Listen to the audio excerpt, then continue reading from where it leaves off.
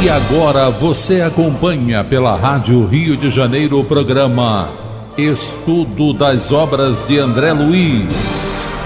Vamos refletir sobre o livro Nosso Lar. Produção e apresentação, Tereza Cristina e Marco Antônio.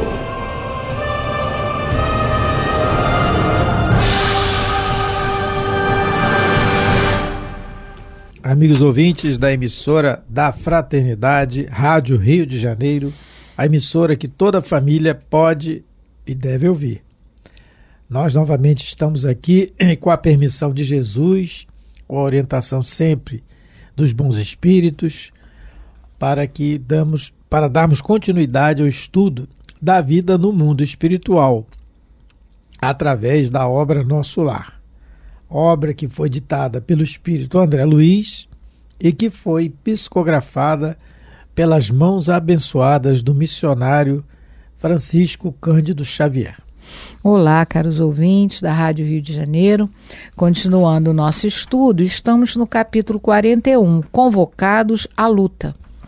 No último programa, nós comentávamos, que a espiritualidade superior, ela é muito fraterna, ela é muito solidária com as dores da humanidade terrestre, mas eles também têm as suas formas de defesa. O André Luiz, ele também colocou para a gente que toda nação, quando ela encabeça uma guerra, direta ou indiretamente, ela pagará um tributo sobre isso. Ele diz que quando a gente faz isso, a gente encabeça a desordem na casa do Pai. A gente comentou sobre os problemas sociais que o Brasil enfrenta hoje. Muitos deles são consequências das nossas guerras, da guerra com o Paraguai, da guerra contra os irmãos africanos através da escravidão, da guerra contra os índios, aqueles habitantes primitivos do nosso país. Então, nós pagamos tributos até hoje, em consequência desses atos coletivos que foram feitos aqui no Brasil. Então é isso que o André Luiz, a gente comentou um pouco sobre isso no último programa, e a gente também comentou que nenhum ditador, nenhum governante arbitrário, ele consegue fazer qualquer coisa se ele não tiver o apoio do povo, de pessoas que pensam como ele. E aí eu estava até comentando com o Marco, eu esqueci de falar no programa passado, que eu estava lendo sobre uma filósofa política chamada, eu até anotei o nome dela, que o nome dela ela é alemã, Hannah Arendt. Ela escreveu sobre um nazista que fugiu para a Argentina e ele foi localizado e foi repatriado para Israel para ser condenado lá. O nome do livro é Eichmann em Jerusalém. Eichmann era o nome desse nazista ele foi muito cruel. Ele era, um militar nazista e ele foi muito cruel durante a guerra. E ela escreveu esse livro, Eichmann em Jerusalém, A Banalidade do Mal. Porque eu achei tão interessante esse comentário dela, dizendo, ela fez uma pesquisa e o que ela viu? Que ele, quando saiu da guerra, daquele momento lá, na Argentina ele tinha comportamento normal, de uma pessoa normal. Ele trabalhava, ele tinha mulher, tinha filhos, um cidadão acima de qualquer suspeita, fora daquele contexto lá da época. Então ela diz que em momentos assim de guerra, de crueldade, o mal se torna uma coisa comum, banal. Eles fazem o que fizeram, todas as torturas, tudo o que fizeram, porque achavam normal, não é? Eles estavam, como a gente viu, Hitler sozinho não ia fazer nada. O povo alemão tinha, de alguma maneira, né, essa vontade de querer ser melhor que todo mundo, porque era esse um dos projetos do Hitler, né? Era tornar a nação alemã a mais pura do planeta, a tal da raça ariana lá que ele queria criar lá. Então, mas ele sozinho não ia fazer nada. Mas aí ela coloca que muitas pessoas eram pessoas normais, assim, né? Trabalhavam, tinham família, mas naquele momento da guerra, e a gente vai ver agora nesse parágrafo que nós vamos começar a ler, o que piora a situação, né? A influência oculta dos espíritos, a gente vai ver um dos motivos. Então nós vamos começar a ler a partir do parágrafo 5º. Você falou da influência, né? Que vamos ler, que aí o Marco vai comentar dessa influência. Observei, então, que as zonas superiores da vida se voltam em defesa justa contra os empreendimentos da ignorância e da sombra, congregados para a anarquia e, consequentemente, para a destruição. Esclareceram-me os colegas de trabalho que nos acontecimentos dessa natureza, os países agressores convertem-se naturalmente em núcleos poderosos de centralização das forças do mal. Sem se precatarem dos perigos imensos, esses povos, com exceção dos espíritos nobres e sábios que lhes entregam os quadros de serviço, embriagam-se ao contato dos elementos de perversão que invocam das camadas sombrias. E ele vai continuar dizendo... Quer que eu leia mais um pouco? Mais um pouquinho, tá porque certo. Mesmo assim... Coletividades operosas convertem-se em autômatos do crime. É a banalidade do mal. Você falou, Legiões infernais precipitam-se sobre grandes oficinas do progresso comum, transformando-as em campos de perversidade e horror. Então, é nisso que nós vamos raciocinar em cima disso, dessa questão do se embriagar ao contato dos elementos de perversão. Porque você só se embriaga ao contato de alguma coisa se você for ao contato daquela coisa.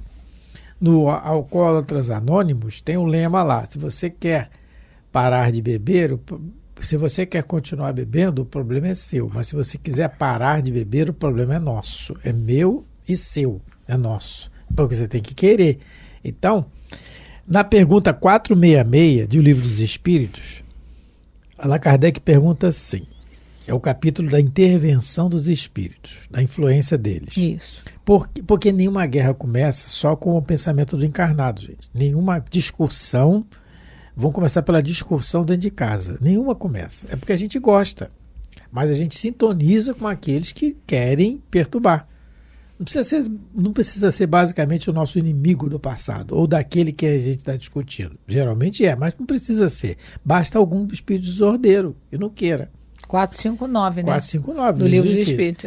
Influi. Agora eu vou ler a 466, que é um pouco mais adiante. Aí Kardec pergunta assim: por que permite Deus que espíritos nos excitem ao mal? Que é o que ele está falando aqui. Isso, é isso mesmo. Excitação ao mal. Olha só a resposta.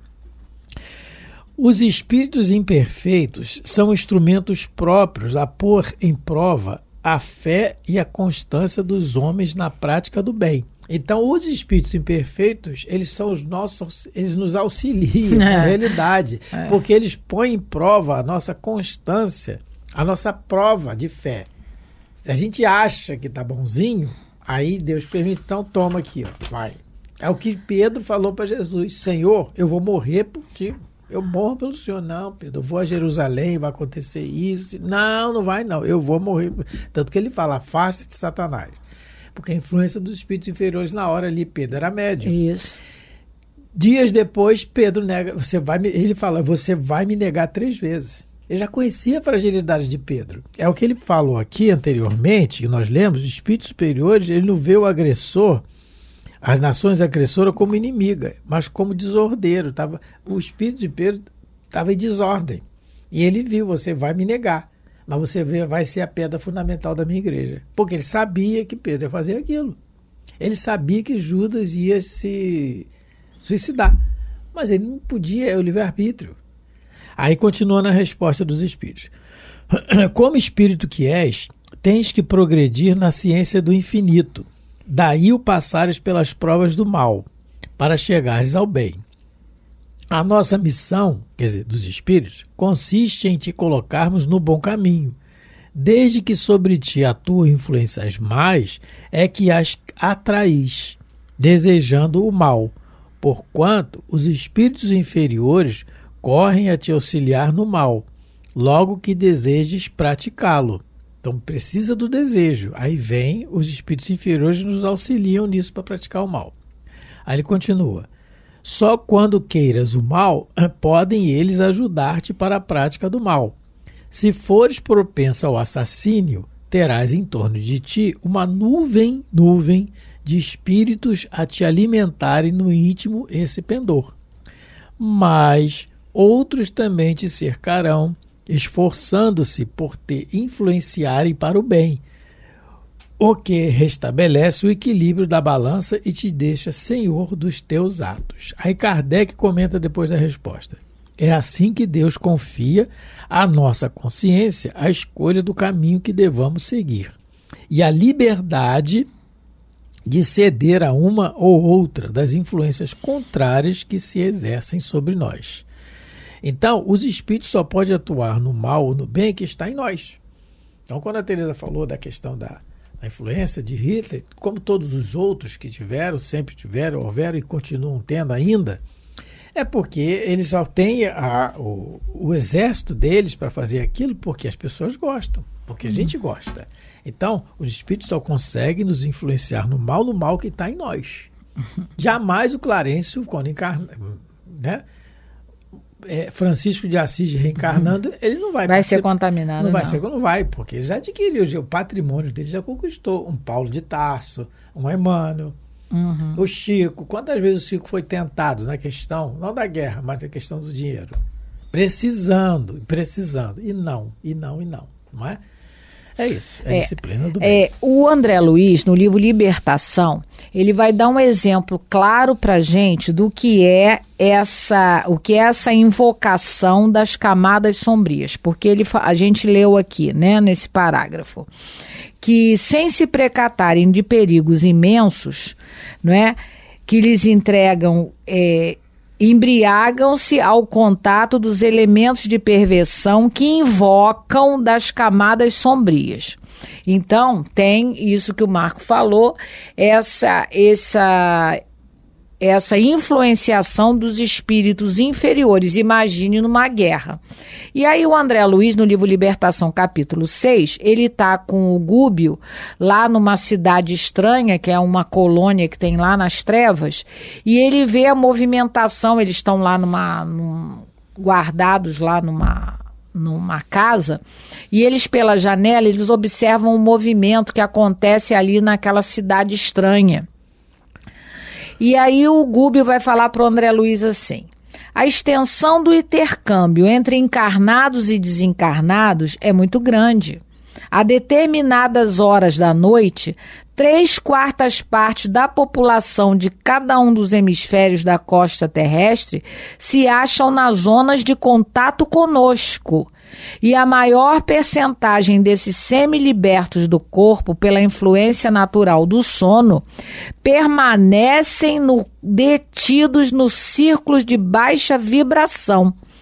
E aí, então, traduzindo, o que ele disse? A humanidade, quando dorme, ela vem ter conosco, né? No mundo espiritual. Os que, durante o dia, se conservaram com pensamentos bons, vão para lugares onde se pensa da mesma maneira. Mas aqueles que estão com o pensamento e os sentimentos desequilibrados, eles vão para regiões inferiores, desequilibradas. Então, ele vai mostrar aqui para o André Luiz que isso acontece comumente. Imagine em uma guerra.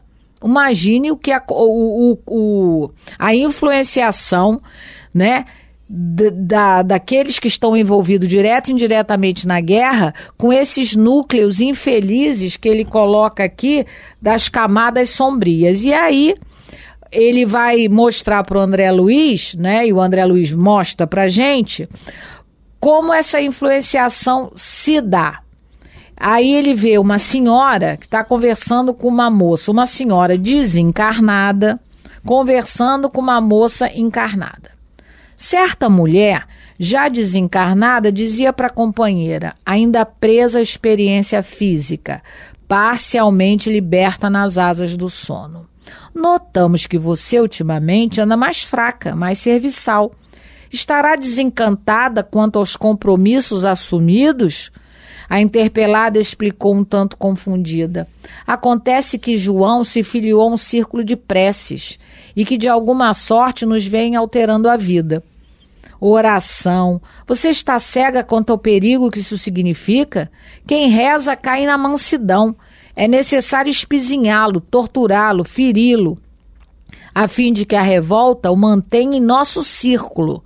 Se ganhar piedade, estragar-nos ao plano, deixando de ser o nosso instrumento na fábrica. Então, o que o André Luiz presenciou? Presenciou um espírito desencarnado do mal, influenciando uma senhora que era casada com o seu João, e o seu João era uma peça que trabalhava, né, um instrumento, ele era uma peça-chave de uma trama que ia acontecer numa fábrica. Ele não podia ser bonzinho, porque se ele começasse a orar, ele ia perder o contato com esses espíritos inferiores. Se isso acontece no nosso dia a dia, né, que é um dia a dia comum, de um trabalhador, né, numa fábrica, de uma moça esposa que foi dormir e que infelizmente está associada a esses espíritos das trevas, imagine o que não acontece numa guerra.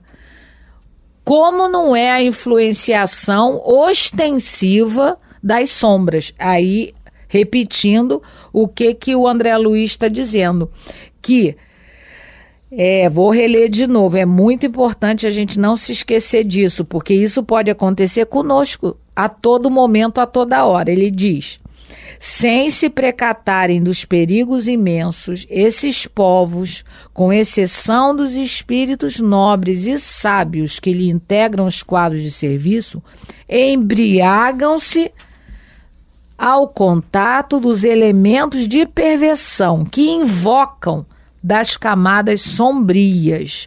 Coletividades operosas convertem-se aí em autômatos do crime, não é?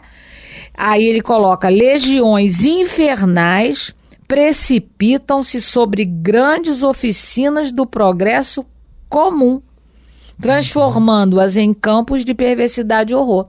Então, cada soldado, cada, né, comandante, general dessa grande guerra mundial, quando eles dormiam, eles eram, né, influenciados por essa horda de espíritos malfeitores, né, criminosos mesmo, como o Alfredo falou para o André Luiz. Não pensa que são ingênuos e doentes, não. São astutos e criminosos e perversos ainda, né, porque todo mundo vai melhorar, porque é da vontade de Deus que assim o seja. Mas eles, por enquanto, estão nessa perversidade. Se acontece isso numa guerra, acontece conosco também. Então, como o próprio Gúbio fala para o André Luiz, mostrando o exemplo, que a gente cultive a oração, né, cultive a nossa vivência dentro da nossa casa religiosa, seja ela qual for, porque isso faz com que a gente tenha um escudo que nos proteja um pouco. É o interesse nosso em receber a ajuda dos bons espíritos, né? Porque aqui ele fala assim, olha, repetindo o que o André Luiz fala: enquanto os bandos escuros se apoderam da mente dos agressores... Ah, não, isso a gente não tinha lido, né? Não leu. Então no finalzinho, finalzinho do parágrafo. Tem que ler. Mas enquanto os bandos escuros se apoderam da mente dos agressores... Então, se apoderam da mente, a gente já leu, porque é por sintonia. Ninguém toma a mente de ninguém sem que esse alguém que seja tomado não tenha afinidade. Sim. Então, a gente já viu isso. Os agrupamentos espirituais da vida nobre movimentam-se em auxílio dos agredidos. Vamos ver um pouco desse auxílio. Na pergunta 518 do Livro dos Espíritos, que é do capítulo da intervenção dos espíritos, Allan Kardec pergunta assim: assim como são atraídos pela simpatia para certos indivíduos, são-no igualmente os espíritos por motivos particulares para reuniões de indivíduos? A resposta, então, é a atração. Então, Kardec está perguntando se os espíritos são atraídos por motivos particulares, pela simpatia para as reuniões dos indivíduos. A resposta, os espíritos preferem estar no meio dos que lhes se assemelham. Acham-se aí mais à vontade e mais certos de serem ouvidos. É pelas suas tendências que o homem atrai os espíritos. Isso quer esteja só, quer faça parte de um todo coletivo, como uma sociedade, uma cidade ou um povo. Então é tendência. Então, os espíritos são atraídos pelas tendências que o homem tem na questão moral. É isso que ele está explicando. Portanto, as sociedades, as cidades e os povos são, de acordo com as paixões e o caráter nele predominantes, assistidos por espíritos mais ou menos elevados. Os espíritos imperfeitos se afastam dos que os repelem. Por isso que ele fala aqui da vigilância, principalmente em épocas de guerra, nas colônias espirituais, né? Como ele está falando de uma Segunda Guerra Mundial, que abrangeu quase o mundo todo. Faltou ainda, aqui no Brasil, não diretamente nas Américas, mas mais na Europa, o continente todo. E aí ele continua: os espíritos imperfeitos se afastam dos que os repelem. Segue-se que o aperfeiçoamento moral das coletividades, como o dos indivíduos, tende a afastar os maus espíritos e a atrair os bons, que estimulam e alimentam nelas o sentimento do bem, como outros lhes podem insuflar as paixões grosseiras. Então, tudo está relacionado ao livre-arbítrio. E isso, a coletividade, ela é feita por indivíduos. Cada um tem uma história pregressa, cada um tem um esforço de vontade que vai proporcionar a ajuda ou não dos bons espíritos.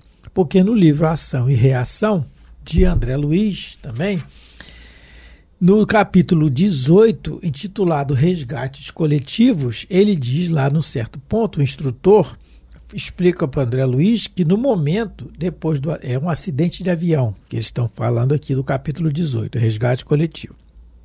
No momento do acidente, ele explica assim, no momento serão retirados da carne tão somente aqueles cuja vida interior lhes outorga a imediata libertação. O acidente é o mesmo, a, entre aspas, tragédia é a mesma, o avião caiu, matou lá as pessoas, desencarnou. Mas nem todo mundo é auxiliado do mesmo jeito. Por quê? Ele fala que da vida interior, que a pessoa cultivou, semeou, né? E vem a colheita, é isso. E nas lutas, nas revoluções, é a mesma coisa, a vida interior. Não é porque eu morri do mesmo jeito junto com o outro que eu vou ser resgatado do mesmo jeito. Cada um é uma individualidade diferente, é o que os espíritos estão explicando. Mas no próximo programa a gente vai conversar mais um pouquinho sobre essa, podemos chamar assim de obsessão coletiva, que é o que acontece nas guerras. Acontece uma obsessão coletiva. O povo fica, né, realmente sujeito a essa influenciação inferior. Mas nós estamos terminando o programa, não é?